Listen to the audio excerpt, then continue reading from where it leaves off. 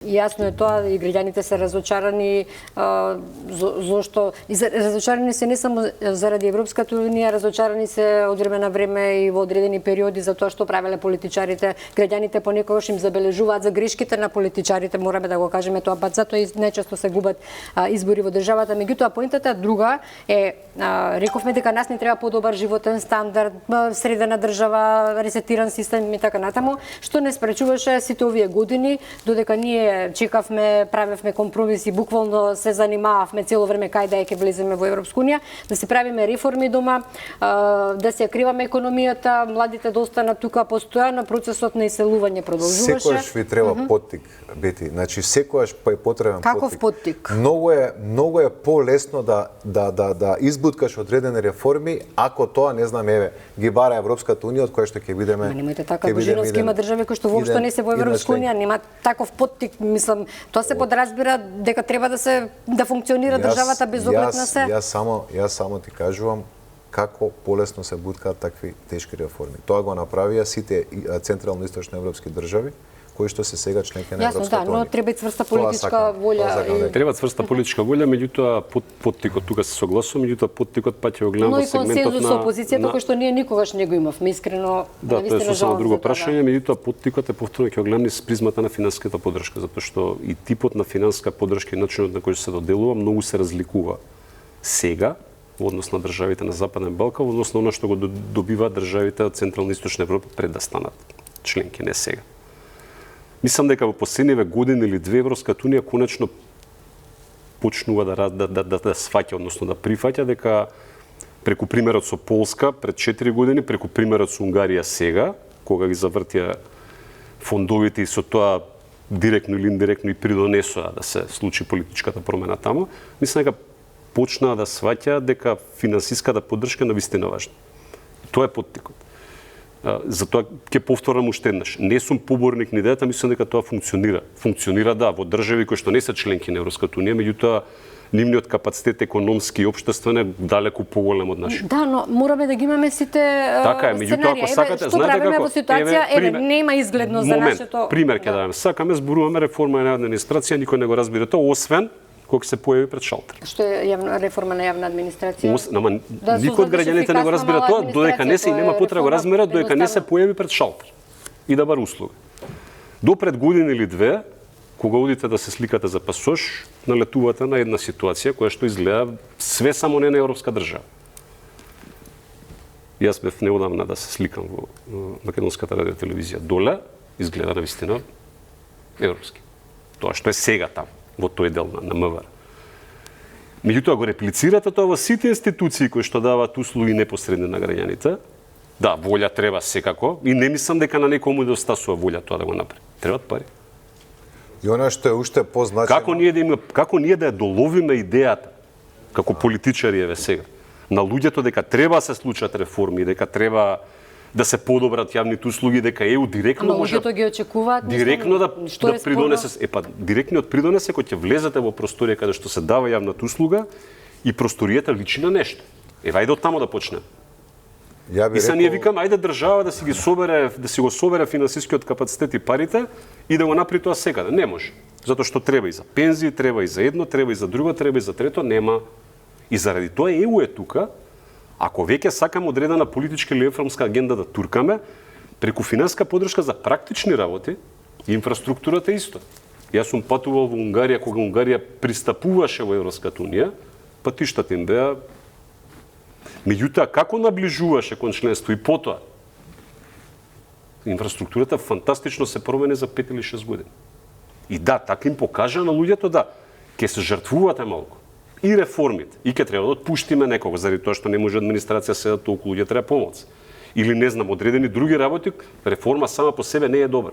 Добро. Ај сега. Во даден момент треба да биде. Да заокружиме оваа тема, треба ли да ги направиме тие уставни измени и под кои да речеме услови или не мора тоа да се гаранции, но дали ќе добиеме изгледност дека ние сепак некогаш ќе влеземе во Европската унија, бидејќи еве сега зборувавме колку е важно и заради поттикот и заради сега го зборевме, тоа не зависи само од нас, затоа велам оваа ситуација за да почне да се разрешува, потребно е да влезе Европска унија.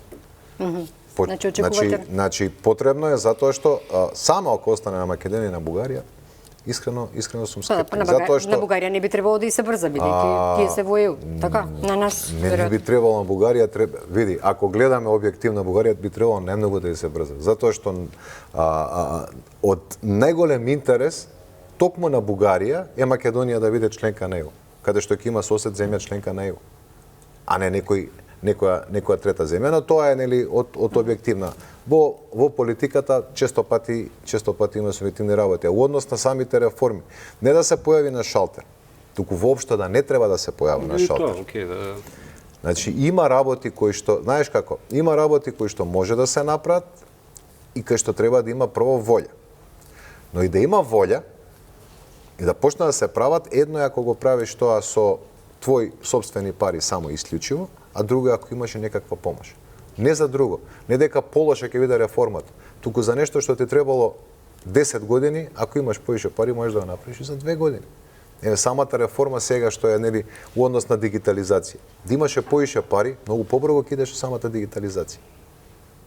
Тоа е. Во изминативе години слушавме дека многу пари се однесени од државата, дека не знам што се случувало, не знам сега дали тоа точно, тоа никој тоа веќе е до судството кој што треба да си го провери, до МВР, до обвинителство. Не дека ние толку сме биле сиромашни, туку едноставно веројатно не се водела сметка. Ама види, меѓу другото е потребно да се точно да се утврди како иде текот на пари, инвестиции, проекти, буџет и така натаму. Доколку тоа некој го злоупотребил, доколку тој некој кој што го злоупотребил ја добие заслужената казна, тогаш тој другиот што ќе дое после него тешка дека сакам да кажам не функционирало за 3,5 години. Па добро, затоа во изминативе 3-4 години борба со корупција и реформа на судство, нели е топ 1 тема, најголем проблем кој што сметат граѓаните дека е во државата.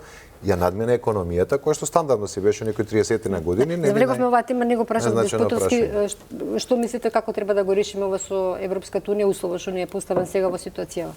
Ваш личен став. Оно што го дискутиравме до сега потрошив мислам повеќе од половина час.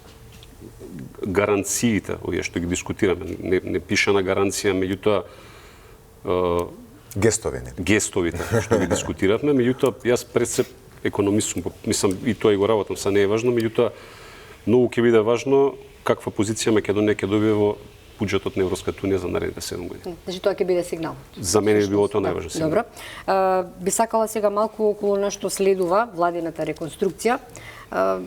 Дали тоа значи што како оние брифинзи што доаѓаат од владата дека тоа е за да се екипира подобро, за да се испорачат подобри резултати, дали тоа го гледате во таа функција или можеби во функција на подготовка на избори или како ја доживувате владината реконструкција или тоа вообичаен путек на половина од мандатот, обично во секоја влада прави одредени Да. За тоа викам чек. Види, кај нас имаше некоја фама уште од 91-ва навака, дека ако се смени или ако се направи некоја реконструкција, дека тоа е уствари лошо за перцепцијата на, не знам, на власт или на политичката партија, демек нели сите се незаменливи, сите се непогрешени. Напротив, добро е да има промени, добро е да има реконструкции, бидејќи тука корис имаат и граѓаните, а и самите политички партии кои што се дел од владата. Граѓаните имаат корис затоа што доколку некој сегмент, некој сектор не функционира сега околу секторите, мислам дека треба да почекаме реконструкцијата, па после да коментираме, да видиме, сега вака да не шпекулираме, но првата работа е тоа што едноставно се заменуваат оние кои што не работеле доволно, сега не говориме тука само за министри, него сите тие колку три ешелони во власт. Ќе доаат некои други луѓе кои што можеби ќе се сватат работата многу посериозно. Второ им се дава сигнал на оние кои што ќе останат дека вие добре работите работата, но бидете на штрек, треба да продолжите затоа што ево вие ги сменивме. И третата работа, оние кои што чекаат, а секогаш има луѓе кои што чекаат за функција, добиваат едноставно надеж дека ќе ја имаат и они шансата да го покажат тоа што знаат. Така да реконструкцијата е добра, реконструкцијата е здрава не само за Македонија, буквално за сите, само што кај нас имаше некоја фама дека не знам, ако се смени некој министер или ако некој си даде оставка или ако се направи реконструкција, веднаш тоа ќе биде на некој начин лошо перцепирано, која еве власта не си работи својата работа. Имате вие не знам колку позиции, 2-3 позиции, ова. колку се у власта? 2-3? За ешалониве сите има. Сите, да. 3, 4, 5 Нема толку многу, ама има 2000 сигурно. Зар некој може да очекува дека 2000 позиции ќе си работат со исто темпо и сите се супер и све и дека нема да има некој кој што надфрлил, некој кој што потфрлил? Така да, според мене ова е добро, е сега околу самите ресори, кој ќе биде сменет, како ќе биде сменет, тоа прво треба да се случи, за потоа да можеме да коментираме, затоа што сега би шпекулирале се. Деспотовски? Мислам дека сосема вообичаена работа, на пола мандат сме така, на пола мандат сме, односно на пола мандат се нашите политички опоненти, така да беше така па не знам. 24. Мислам нема дека тој од изборна влада. Да, се едно, нема врска, пола пројде. Светското првенство тек така да тренерот секогаш има право да си смени посебно второ полувреме. Тоа не значи дека играчите, односно министри или функционери кои што веројатно ќе им се заблагодари за соработката, не си вршиле добра работата, него веројатно има проценка дека капацитетот за испорачување е поголем, така да не мислам дека некоја тема за која што е само недостаток, можеби на други теми остана е важна тема. И тоа не мислам дека нешто е невообичаено за држава. Сега и за предвремени избори, бидејќи колку и да предвремените избори се нешто друго, меѓутоа реални да бидеме, и тоа не мислам дека е некој баук. Имајќи предвид дека се зборува следната година, ние више после нова година влегуваме на некој начин у период на изборна кампања, у која што највише, меѓу другото, највише трпи економија, секогаш. Да. Така да и да има избори 27-ма, можеби само некои процеси на успорување на институциите во очекување на изборите ќе се пресретнат и ќе се запрат, така што не мислам дека и тоа е некој значаен проблем, па ако се случат избори. На крајот на денот, повторно ќе кажам, премиерот има право потполно да или ВМРО ДПМН прави измени. Сега, ако ти измени не донесат резултат, смета. Да, треба да ги праша граѓаните колку се задоволни. Дали на СДСМ пак ќе кажем, тоа станува тема затоа што очигледно нема други важни работи. Дали на СДСМ одговарат предвремени избори? Тоа ќе треба да го прашате раководството на СДСМ актуелно. Мојот став како член на партијата, мора голема партија, една од двете најголеми партии во државата, мора биде секогаш подготвена за избори, макар тие се случували на 3 или на 6 месеци. Така што нема тука дали ви одговара или не ви одговара, но ставно секогаш треба да бидете подготвени, да излезете, да истрчате и да направите подобар резултат од претходните. Може ли се да само да го подобри резултатот, бидејќи еве и последните локални избори? Се сомневам. Искрено сега како граѓани ви кажувам повеќе. Од оваа перспектива сега, меѓутоа има уште годината на така да е, или уште кога да се случат тие избори, ако се случат, или две, се едно уредовен термин. Да. Добро, ќе видиме тогаш како ќе се одвиваат настаните. Би сакала малку околу СДСМ, велат лидерот на СДСМ Филипче и пред некој ден на пресконференција вели што нема пари, ќе се значи нема пари, па сега ќе се оди на предвремени избори. Еве сега ребаланс на буџетот со дефицит плюс 100 милиони, сега е 750 милиони. Дали тоа е сега тоа што го зборува опозицијата? Сега повеќе го прашувам Деспотовски, бидејќи е повеќе економист. Велат дека тој дефицит е зголемен заради капитални инвестиции. Ќе се види брзо дали ќе се испорачат и тие капитални инвестиции. Реално, како ние да го намалиме генерално тој, постојано се зголемува буџетот на државата. Еве, ако се навратиме во однос на 2-3 години, постојано за некои 2-3 милиарди веќе е подзголемен буџетот, така? Да, имате инфлација, така што нормално номиналната вредност на буџетот се зголемува, прашањето е дали реално се зголемува. Иначе номинално се зголемува нормално, и тоа не е само Македонија, тоа е цел свет. За капитални да, имајќи предвид дека во моментот имате еден сериозно голем инфраструктурен проект кој ќе се реализира. Тоа е Бехтеленка, значи автопатското решение до каде, до Кичево, и овој делот што е прилеп со Битола. Така што само заради тој проект мислам дека имаме сериозни датоци од буџетот и добро што се тера, затоа што има сериозна придобивка кон економијата. Не знам сад дали само заради тоа се должи зголемувањето на или Охрид Кичево се. Не, Охрид Кичево се завршува. Окей, добро, не, зборам за почнат пред 3 години проект. Имаше некоја најава за пругата дека ќе почне, за Скопје Блаце дека ќе почне, за ќе видиме што тоа ќе почне. Не, тоа се све најави дека меѓутоа ова се случува, така што и ја би сакал да верувам дека дефицитот се должи на зголемените капитални издатоци, што е окей за економијата секако.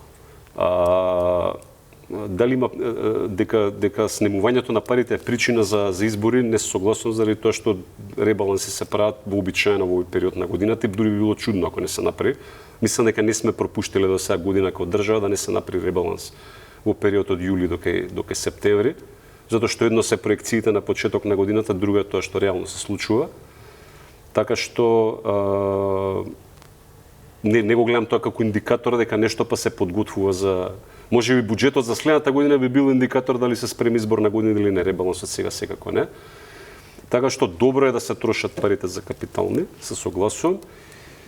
Дефицитот сам по себе не мора да биде толку голем проблем. Ќе го дам примерот со Хрватска. Хрватска во 90-тите години се задолжи многу за да ги изгради автопатските решенија и тие имаше сериозно голема ваква дискусија во нивното општество, бидејќи отиде многу над 80, мислам ке над 100% од нивниот БДП беше тогаш. И тоа тие автопатски решенија со тие инфраструктурни проекти помогна на хрватската економија и туризам да е тоа што е денеска. Така што тие пари сега многу и тие задолжувања сега многу полесно се враќаат заради тоа што паметно вложувале. Јас би сакал да кажам за 3, 4, 5, 10 години дека ние сме биле паметни сега или пред 3 години или пред 5 години сме влегле во крупни инфраструктурни проекти кои што реално ни донеле економски бенефит. Така што бројките сами по себе, да, важни се, меѓутоа ако ги гледате само една временска отсечка не ги кажуваат ништо. Треба да ги гледаме низ перспектива над година, 2, 3, 5, па за да можеме да кажеме да, паметно било или не погрешно било. Да, добро, но денеска опозицијата нели имаше став дека е повеќе од оној дозволен 3% таа отстапување во однос на дефицитот. Тоа е, повторно ќе кажам, значи ако се држиме до одредени позиции кои што се, ајде да кажеме, подразбираат некаква стабилност, да. Меѓутоа стабилноста се мери по други работи. Се мери по инфлација, стабилноста се мери по курсот на денарот, така што дефицитот сам по себе не е лош. Пак кажам, многу зависи како ги трошите парите. Вие може да бидете избалансиран буџет, парите да бидат за трансфер, не е лош. Или да имате дефицит 10%, парите да отидат до капитал, затоа што тоа генерира нова вредност. Така што не сум поборник на теоријата економска, која што работите треба да ги гледаме како што се денеска. Не, значи мора да се гледат од некаква перспектива и каде одат тие пари. Тоа е многу важно. Да, секако бидејќи ќе мора да бидат отчетни и наследни избори какви да бидат. И кои се ефектите од тие пари? Ќе се види. Па не, се гледа или ќе има нешто направено или... Ако БДП-то расте побрзо, имавме податок некој дека држава е првите, тоа е точно. Дека сме првите 3 или 5 држави по динамика на раст на БДП у 2026, супер. Дали е тоа доволно? Не. Мислам дека може многу повеќе. Меѓутоа дека е тренд што охрабрува во рете, значи нешто правиме што е добро. Моја претпоставка е дека голем придонес во тоа се инфраструктурни проекти кои се почнат. Почнати се пред 3 години, се почнати сега, меѓутоа се тераат. Значи треба продолжи да се реализира. Да. Дали сте задоволен, Божиновски, од она што владата го испорача за 2 години, бидејќи еве сега е на половина од мандатот, опозицијата критикува, велат дека 10% се само реализирани. Добро, опозицијата секогаш нели треба да критикува и тоа е меѓу другото и основна функција на опозицијата, треба да критикува, треба да поттикнува владата да работи повеќе и подобро. Види, од економски аспекти мислам дека... Дали се исполнија, например, како граѓанин, вашите очекувања од оваа влада? Од економски аспект мислам дека генерално да. Генерално да, од тоа што се најавуваше капитални проекти, капитални инвестиции, има најава за нови инвестиции. Генерално мислам дека економијата односно во економските сегменти испорача во согласно со она што го ветуваат. Горе-долу се разбира. Она што нели сите ние го очекуваме, тоа не зависи само од владата, но она што го очекуваме сите е голема реформа во судството и судската власт. Значи, ја мора да имате сериозна, многу сериозна реформа во судството, бидејќи не е судството само по себе толку значено, колку што е значено затоа што дава сигурност. Дава правна сигурност и за граѓаните, но дава правна сигурност и за компаниите. Добро, ако нема реформа на правосудството, бидејќи да инвестира. Ова флускула дека треба да го реформираме здравството, дека треба да го реформираме образованието, судството. Ја слушаме веќе 3 децении и уште правиме реформи и уште не сме ги направиле. Реформи за здравство и за образование се континуирани.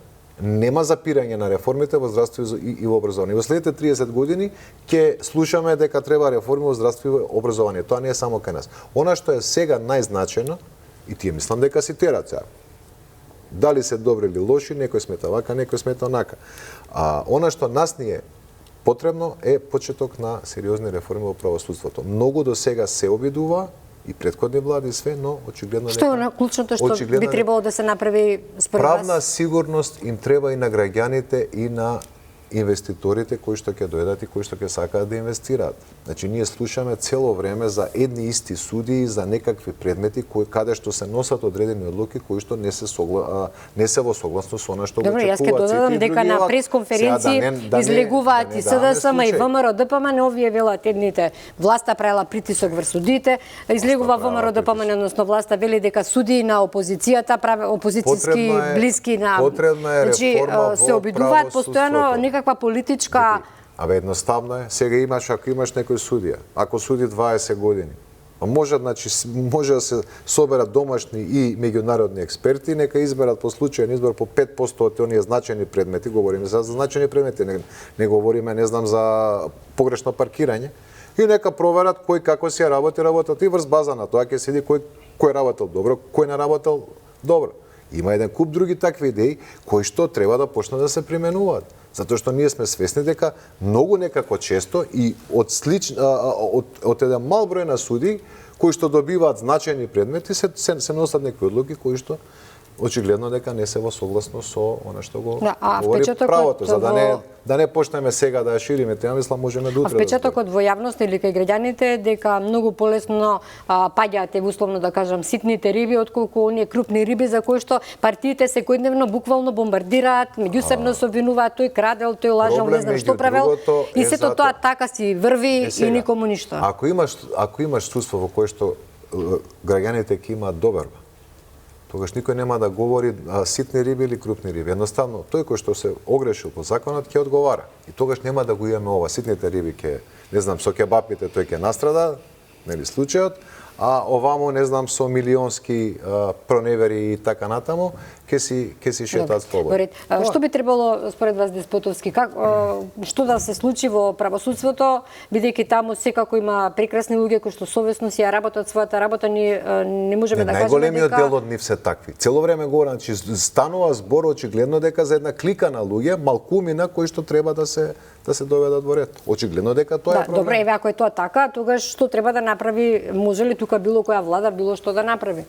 Бидејќи ако се сеќавате, имавме председателка на судски совет, велеше дека имало политички, па имало и бизнис притисоци врз судскиот совет, што значи дека имало притисоци. Значи пак велам дека се работи и она што се нотира и во извештаите постојано, дека има политичко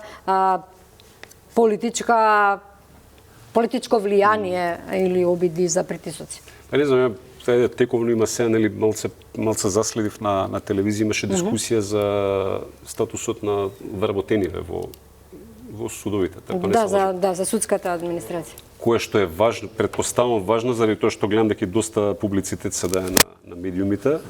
Така што веројатно се случува тоа во моментот во собранието дебатираат на некоја тема која што е значајна. Така што треба се направи. Сега знаете како не сум експерт во таа област, не можам да говорам, меѓутоа верувам дека и самата можност што ја давате вие како медиуми да се зборува за многу работи, па да се зборува дури за девијантните појави во таа област, иако се согласувам со Влајко дека поголемиот дел од луѓето, како и во повеќе други области, се стварно професионалци и стварно окей.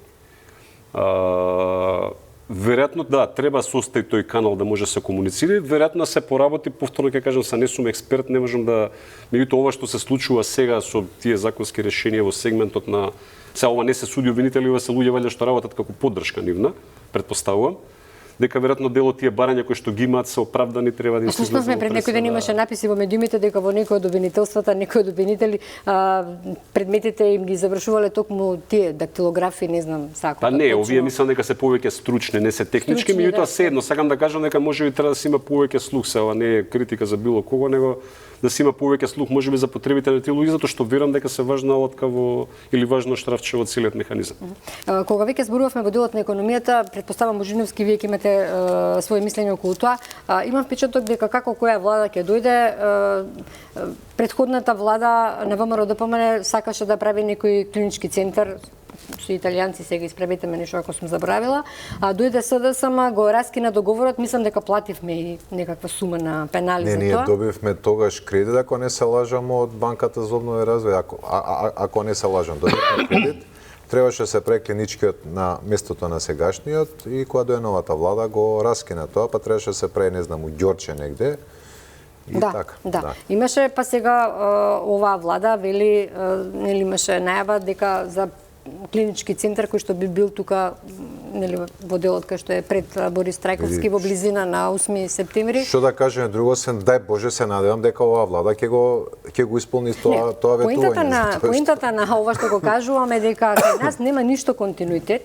Секоја влада која доаѓа како светот да започнал од неа, па сега сите имаат своји идеи како да го спроведат тоа. Можеби во некои други држави не знам како функционира таму, меѓутоа претпоставувам дека се прават за некакви такви клучни стратешки проекти, се бара согласност, тоа се прави преку парламентот и така натаму. Можевме до сега многу чинам клинички центри да направиме, доцнеме многу, иако гледам сега се прават некакви напори, барем од она што го гледам, претпоставам и во времето на СДСМ исто така имаше се опремува дел од клиниките, меѓутоа не е тоа доволно се чини. Можевме, се согласувам со тој дел од вашата изјава. Да, кај нас за жал во политиката го имате оној пристап све почнува од мене. Да, ако ќе дојдам јас, све мора почне од мене, тоа све претходно не постои бел лист хартија. И тоа има и добри примери на континуитет. Например, кога се смени владата, кога дојде владата на СДСМ 2017 година, че дел од политиката на привлекување на странски инвестиции се задржаа, договорите нормално со инвеститорите се испочитуваат до крај и обврските што ги имаше преземено од државата, нормално сето тоа се надгради. Имате дел од други работи кои што биле започнати можеби од претходните влади на СДСМ, кои што во континуитет се реализирале понатаму од владите на ВМРО. За жал клиничкиот центар не е една од тие работи, иако не е клиничкиот центар само инфраструктурен проект, него и здравствен проект. Кој што е И место тука да се вклучат заедно, да се направи здравството подобро, бидејќи немаме ни доволно кадар, ни лекари, луѓето имаат проблем со лекувањето, ние тука мудруваме на пресконференции кој што направил, мислам дека тоа не ни е од корист. Плаќаме пенали без потреба. Мислам дека ова е една од точките, добро ја посочивте, на која што навистина е потребен она што го зборуваме као консензус. Значи не е да зборуваме дали зимето треба, окей, имаме консензус. Да, мислам дека 35 години потрошивме време, дали сме требале уставни измени да направиме, дали име требало. За тоа еве го имаме, нема проблем. Меѓутоа, мислам дека за одредени вакви работи треба да постигнеме, да се договориме дека капитални проекти 1 2 3 4 5 10, не е важно колку и да се, медицинска, енергетска, не знам каква друга транспортна инфраструктура, се дефинираат и се реализираат. Зашто? Што прво нема плаќање пенали без потреба и второ, ако ги реализираме навремено, тие проекти отвараат нови проекти, нови пари. И го зголемуваат автоматски стандардот и на граѓаните. И клиничкиот центар е супер идеја, затоа што се збори 13-14 години. Парите ги имаме за жал од тогаш. Тоа до сега можеше биде и направено и функционално. Така што, ама тоа е само едно од меѓувреме можевме нешто друго да правиме во здравството. Веќе можевме нов да почнеме, согласен. Така што тоа е една од точките на која што треба да се постигне таков консензус, да се договориме, кажеме да, ќе го правиме вака, без разлика дали за 4 години ќе дојдам јас, или ќе чекам уште 5 или 6, не е важно, ама ќе дојдам јас, значи како што ќе почнеме сега, така ќе го завршиме до крај. Ќе помогнем да се направи, ќе аплаудирам ако сум опозиција. Тоа така е во нормални држави. Не, знаете како, на никој не му треба медаља или аплаудирање, едноставно не треба само да дојдем и да кажам не, ова све почини од мене, фрли све од Јас сега Божиновски би сакала малце како аналитичар да го прашам. Еве токму ова што го зборувам јас. Со години ги слушаме СДСМ и ВМРО ДПМН, сега не ги потенцирам бидејќи тие се најголемите две партии. Буквално ги загушија граѓаните што овие правеле, а што не направиле и тие меѓусебни напади. Сметаш ли, Божиновски, дека токму ваквиот однос, оваа негативност што ја шират партиите, безперспективноста што им ја испраќаат на граѓаните во таа смисла е причина што еден голем дел од младите си замина од оваа држава? Многу причини има. Не е една причина. Значи, зашто си одат младите? Види, прво да, јас се согласувам, потребно е да има континуитет. континуитетот може да донесе само корист на некој што ќе го продолжи одреден проект. Имаме некои примери каде што е тоа направено и секогаш на некој начин со политички, нели, од политички аспект, ќарува можеби тој што го почнал, но секако и тој што го завршил. Така да не значи дека ако некоја влада го почне, другата влада не треба да го заврши. Напротив, доколку го заврши, може комотно после да си ги понесе тие ловорики. Еве направивме, не знам, клинички центар, зборевме се за клинички центар. Проблемот со иселувањето не е од сега. Проблемот со иселувањето исто не се решава во една влада и не се решава за една година. Значи, тоа се демографски движења кои што бараат право многу сериозна подготовка и кои што бараат повеќе годишен ангажман, и тоа е еден од факторите или еден од, хајде да кажеме, процесите каде што мора да постои едно обединување помеѓу власта и опозицијата или помеѓу едната власт и едната опозиција. Без разлика кој ќе биде тука.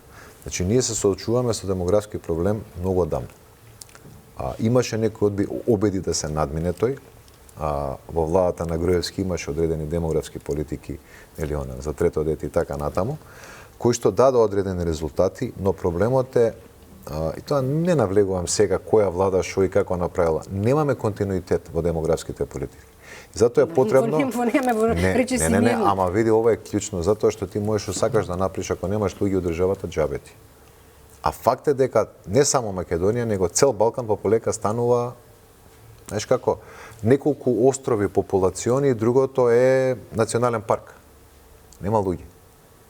Еве видете, целиот Балкан е буквално, значи едноставно се групираат сите во главниот град или во најголемите два градови и све друго останува.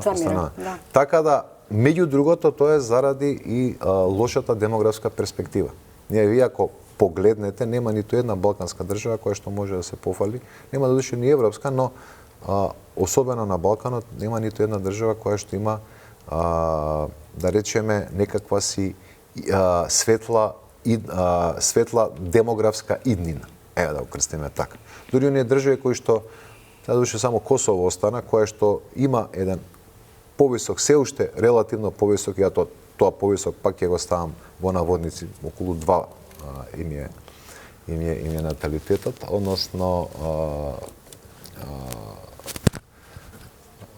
раѓањето, нели, на просечно раѓање на деца по жена, наталитетот е повисок, значи сите други сме ние паднати на околу 1,50, некој 1,60, некој 1,40, 1,50. Тоа е прв проблем. Втор проблем е, дури таму каде што бил подобар наталитетот, а во Македонија допред 5-6 години не беше толку лош наталитетот. Не говориме за тоа кој е просекот на деца, нели, по жена, него говориме за наталитетот. Да се направат паралелки, тоа се информациите што деновиве беа во јавност објавени. Демографската транзиција вообичаено трае, да речеме, барем 30 на години, на фаза 2, 3. Заради селувањето на Балканот таа е повеќе кратно забрзана. Тоа се случи и на Албанија, и на Косово, и на Босна, и на Македонија, и на Србија, и на Бугарија, Грција, и да не ги набројуваме, Романија, сите буквално. Така да тоа не е нешто што може со одлука да се донесе утре. Потребна е сериозна припрема, потребни се сериозни економски и неекономски мерки. Така. И потребно е консензус на сите поголеми политички чинители, затоа што кога ќе се смени одредена влада, следната тоа мора да продолжи. Значи, ова е една од тие работи кои што не може со магично стапче да донесеш некој решение и за 3 дена да имаш некаков резултат. Да, и се менуваат, ова се планови кои што се мерат во децени. Да. Не е година, не е 2, не е 3. Да. И затоа ви велам, тешка е оваа тема и многу би било, знаеш како, неблагодарно е доколку кажеме овој или оној е крив. И дека ако направиме нешто, младите наеднаш она што ние можеме да го направиме. Го надминавме времето за емисијата, завршете. Сега ќе завршам. Значи, она што ние можеме да го направиме се две работи. Прво, да овозможиме поквалитетни на младите овде, има мерки кои што може да направат тоа, и второ, да ги поттикнеме младите мајки да имаат повеќе од едно дете. Добро, треба да им се дадат услови на младите мајки да можат да си земат боледување кога се на имавме и такви примери каде нели да. Ви благодарам многу. Мислам дека за овие суштествени теми треба веќе да почнеме повеќе да зборуваме и баш консензус нас ни треба за сите овие сфери и мислам дека конечно треба да почнеме да се гледаме дома што не се случува. Ви благодарам многу Јован Деспотовски, Владимир Божиновски, почитувани ви благодарам што не следите, останете со Канал 5.